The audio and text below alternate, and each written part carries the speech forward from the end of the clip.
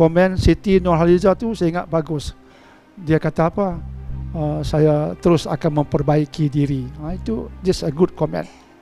Artinya nak tegur, okeylah, saya akan perbaiki lagi apa kekurangan saya.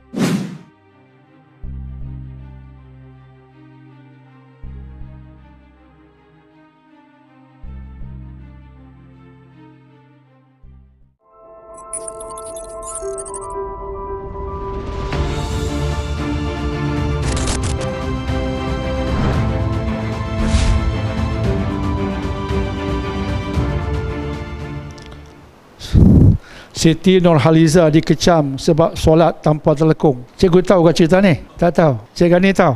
Tahu. Riuh juga dibincangkan oleh netizen. Siti Nurhaliza kita kenal kan, artis terkenal lah. Baru ni ada gambar beliau bersolat tak pakai telekung putih. Cikgu ni dia tak pakai telekung putih, dia pakai biasalah tapi menutup aurat.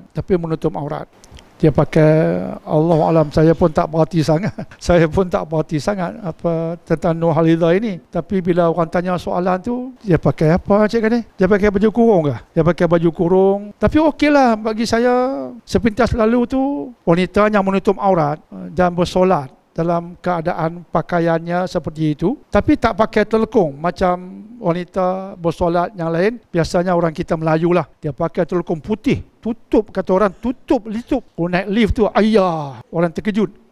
Putih melepak dari atas ke bawah, putih tu dia. Siap nak pergi semayang. Jadi dia tak pakai begitu. Budaya kita adakah ibadat. Jadi kadang-kadang kita kena bezakan antara budaya Melayu dengan syariat. Pakai telekung putih bagus, tapi itu budaya kita. Yang syariatnya apa? Syariat bila kita bersolat wajib menutup aurat. Selagi mana kita berpakaian secara yang betul dan menutup aurat, walaupun tidak mengenakan jubah putih, telekung putih, maka yang jubah putih, telekung warna putih itu budaya kita. Bagus. Tetapi yang syariat tuntutkan bukan mesti berjubah putih, tapi menutup aurat. Siti Nurhaliza menutup aurat tak? Cikgu kan ni? Menutup aurat.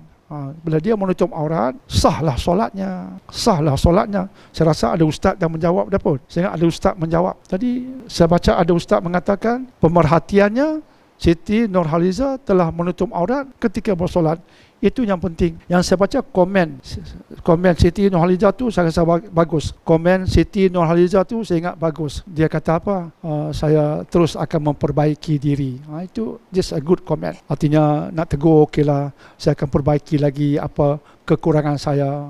Itu saya ingat komen yang bagus di sudut beliau. InsyaAllah yang duk maki hamun itu semua tak bagus. Komen beliau lagi bagus. Saya akan terus memperbaiki diri. Yang you all duk kutuk dia di musim Ramadan, you all duk himpun dosa. Sedangkan dia bersolat.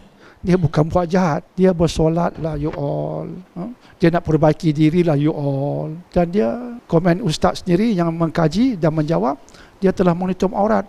Bagi saya, okey dah. Tutup isu. InsyaAllah. Tumpulah. Yang duk komen banyak tu nak tanya baca Quran rajin dah. Nak tanya aja.